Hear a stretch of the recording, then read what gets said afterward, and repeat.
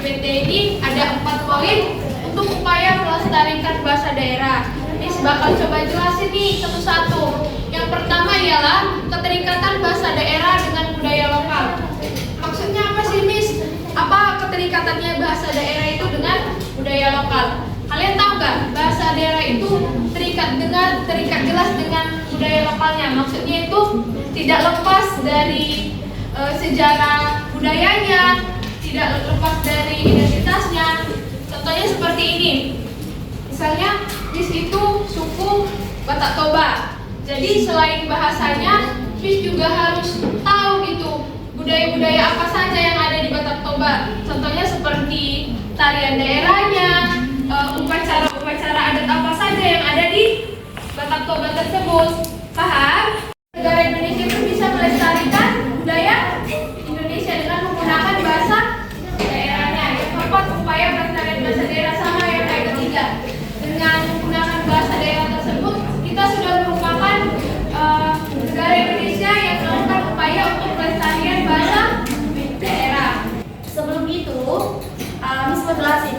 Ini kan tugas mata kuliah umumnya Miss tentang mata kuliah bahasa Indonesia. Nah, tadi Miss dengar dari Miss Eli, ternyata di kurikulum Merdeka itu pembelajaran tentang bahasa daerah tidak ada lagi.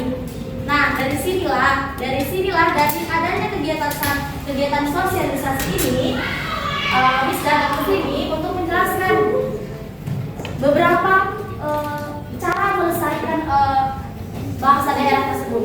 Nah, sebelum kita masuk ke beberapa caranya, dapat menjaga nilai-nilai budaya yang ada, dan bahasa daerah itu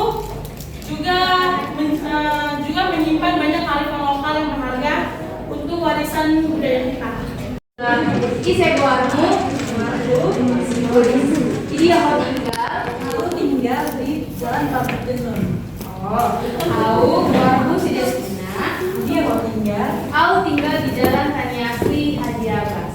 Nah, jadi itu contoh penggunaannya. Waktu Miss tadi berbicara sama Miss Roris, Miss bertanya, Isai buatmu, siapa namamu? Terus Miss Roris jawab, namaku Roris. Terus Miss tanya lagi tadi, nah kamu tinggal di mana? Nah, Miss Roris jawabnya di pabrik tenun. Gitu sebaliknya juga yang ditanyakan sama Miss Roris kepada Miss Vina. Jadi pentingnya bahasa daerah itu kita harus lestarikan.